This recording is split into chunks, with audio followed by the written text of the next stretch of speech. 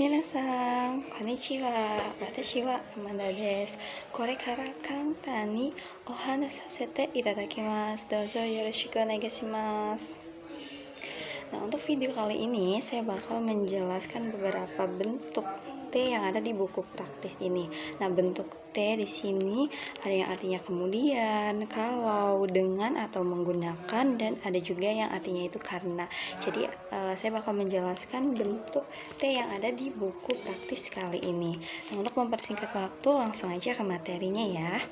Oke, minasang, ini adalah bentuk T materi yang ada dalam pertemuan kita kali ini. Nah, untuk bentuk T sendiri ini terbagi menjadi 4 dengan masing-masing artinya.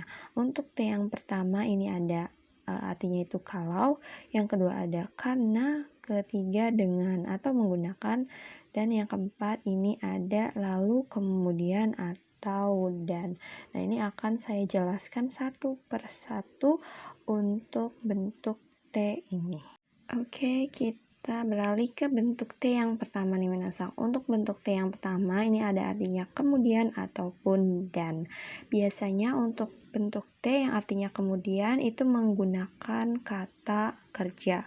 Sedangkan untuk bentuk T yang artinya dan itu biasanya menggunakan kata sifat ataupun kata benda. Kata sifat itu ada kata sifat i dan kata sifat na, seperti itu. Nah, untuk bentuk T yang pertama ini biasanya itu diterjemahkan di akhir minasang. Jadi biasanya menerjemahkan konteksnya terlebih dahulu lalu ke bentuk T-nya yang artinya kemudian ataupun dan. Ini biasanya untuk bentuk T yang pertama ini menunjukkan urutan suatu kegiatan. Nah, urutannya itu biasanya kronologis dan subjeknya itu biasanya sama ya minasang. Dan lanjut aja ke bentuk kalimatnya. Contohnya seperti ini. Hong o yonde nemashita. Membaca buku kemudian tidur, seperti itu minasang. Jadi diartikan ke konteksnya terlebih dahulu lalu artikan bentuk T-nya, seperti itu. Lalu bentuk T yang kedua artinya itu dengan ataupun menggunakan. Biasanya itu digunakan untuk menunjukkan cara melakukan sesuatu atau alat yang digunakan ya minasang. Nah, contoh kalimatnya seperti ini. Aruite ekie ikimasu. Dengan berjalan kaki akan pergi ke stasiun. Nah, untuk menerjemahkannya untuk bentuk T yang kedua artinya dengan dan menggunakan itu berbeda dengan bentuk yang pertama minasang. Jadi kita artikan di bentuk T-nya artinya itu dengan ataupun bisa diartikan menggunakan, itu disesuaikan aja dengan konteks kalimat yang minasang buat. Jadi artikan bentuk T-nya lalu konteks di depannya, seperti itu ya minasang. Dengan berjalan kaki akan pergi ke stasiun, seperti itu. Nah, biasanya untuk bentuk T yang kedua dengan ataupun menggunakan ini nuansanya itu lebih menekankan bagaimana suatu aksi dilakukan dan biasanya juga menunjukkan keadaan saat melakukan sesuatu. Selanjutnya di bentuk T yang ketiga artinya itu karena. Biasanya ini menunjukkan sebab ataupun alasan yang alami minasang. Nah, contoh kalimatnya itu seperti ini. Nemukute benkyou dekimasen. Nah, karena mengantuk tidak bisa belajar. Nah, untuk yang bentuk T yang ketiga yang artinya karena ini bisa diartikan lebih awal minasang, diartikannya itu di awal ya. Jadi karena mengantuk tidak bisa belajar. Jadi diartikan di awal lalu mengartikan konteksnya, seperti itu minasang. Dan terakhir ada di bentuk T yang keempat artinya itu kalau. Nah, untuk bentuk T yang artinya kalau ini menunjukkan bahwa setelah suatu aksi dilakukan itu biasanya ada aksi berikutnya yang akan terjadi minasang. Jadi menunjukkan urutan lanjutan. Nah, contoh kalimatnya seperti ini. Kusuri o nonde yuku narimashita. Kalau minum obat telah menjadi baik. Jadi untuk pengertiannya, untuk mengartikannya itu di awal artikan bentuk T-nya yaitu kalau, lalu diartikan konteks di depannya.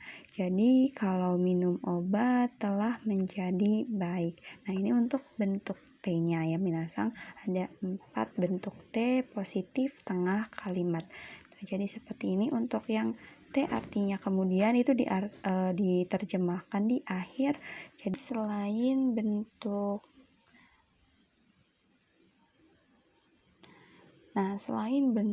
T tadi, ini juga ada cara penggunaan dan perbedaan partikel wa, o, ni, dan enggak seperti itu ya minasang.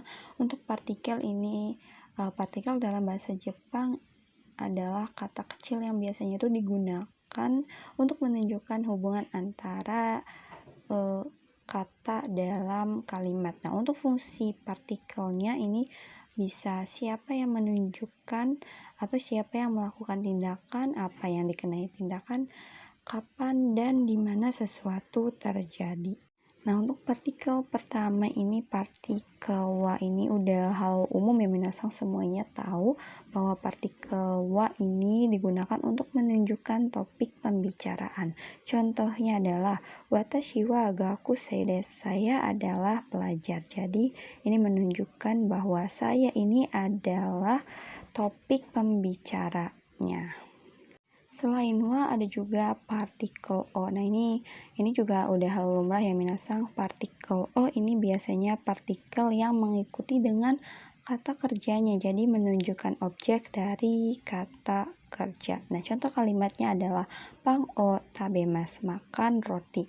Untuk menerjemahkannya itu dari belakang ke depan. Untuk kalimat Jepang, kalimat dalam berbahasa Jepang itu diartikannya dari belakang minasang, dari belakang ke depan, kecuali jika ada 4 partikel penting. Nah, itu biasanya lebih didulukan. Untuk 4 partikel penting itu apa aja sih? Untuk 4 partikel penting itu ada wa, ada ga, ada mo, dan juga to pengulangan. Nah, seperti itu. Selain 4 partikel itu bisa diartikan dari belakang atau diartikannya itu dari koma jika dalam suatu kalimat terdapat koma. Seperti itu ya minasang. Lalu yang ketiga ada partikel ni. Untuk partikel ni ini biasanya digunakan untuk menunjukkan waktu, tujuan, dan tempat keberadaan. Nah, contoh kalimatnya adalah gakko ni ikimasu. Nah, untuk partikel di sini adalah menunjukkan suatu tujuan minasang. Jadi menunjukkan bahwa gakko atau sekolah ini adalah tujuannya. Lalu terakhir ada di partikel ga. Partikel ga ini biasanya digunakan untuk menunjukkan subjek atau penekanan. Contohnya adalah neko ga imasu, ada kucing. Nah, ini untuk ga menunjukkan subjek ya, subjek penekanan. Untuk imas ini artinya itu ada untuk hewan ya, untuk makhluk hidup ini bisa menggunakan imas. Jadi untuk partikel wa, ga, ni, o ini adalah partikel penting yang merupakan partikel dasar dalam berbahasa Jepang minasang. Lalu di sini juga ada bentuk kata sifat dan kata kerja. Kata sifat atau kata kerja bentuk mas bertemu dengan futsu. Ini adalah cara untuk merubah kata kerja atau kata sifat tersebut menjadi kata benda. Jadi kalau kata kerja dan kata sifat tersebut menempel dengan bentuk futsu, itu akan berubah menjadi kata benda. Nah, bentuk futsu itu apa aja sih? Untuk bentuk futsu ini ada bentuk ru atau jiso, bentuk ta, bentuk nai, bentuk tai, keinginan, bentuk kata sifat i, dan kata sifat na. Nah, disinilah bermula atau asal muasalnya bunkei ru koto ga dekimasu, yang artinya itu bisa atau dapat, yang menunjukkan suatu kebisaan, potensial, dan juga kemampuan. Nah, contohnya itu adalah piano o hiku koto ga dekimasu, bisa bermain piano. Seperti itu ya minasang. Jadi Untuk koto ini artinya itu perihal. Koto atau no ini sama ya, artinya itu perihal ataupun hal. Jadi bentuk futsu, kata kerja atau kata sifat bertemu dengan bentuk futsu ini akan merubah kata sifat atau kata kerja tersebut menjadi kata benda. Lalu bisa bertemu dengan partikel no atau koto atau langsung bisa bertemu dengan kata benda itu sendiri. Dan selain Bunkeiru kotoga dekimasu, ada juga bentuk ta kotoga arimasu yang artinya itu pernah. Jadi ta kotoga arimasu juga berasal dari bentuk ini ya minasang, dari kata kerja atau kata sifat bertemu dengan futsu seperti itu. Nah, contoh kalimat dari bunkei ta kotoga arimasu itu adalah Fujisan ni nobota kotoga arimasu. Pernah menaiki atau mendaki gunung Fuji seperti itu minasang. Jadi ini asal muasalnya ya minasang. Ini contohnya saja. Informasi sedikit nih minasang, ada kata kerja bertemu futsu yaitu ru, ta, nai, dan tai. Itu bisa diartikan yang di dalam suatu kalimat. Contohnya adalah kai tai kuruma, mobil yang ingin dibeli. Lalu ada ta beta gohang, nasi yang telah dimakan. Terus ada juga untuk bentuk ru ya minasang. Untuk bentuk ru itu artinya selain akan, ada juga untuk fungsional. Contohnya kaku, dogu, des. Artinya alat untuk menulis. Jadi seperti ini ya minasang. Selain akan, ada arti lainnya yaitu untuk.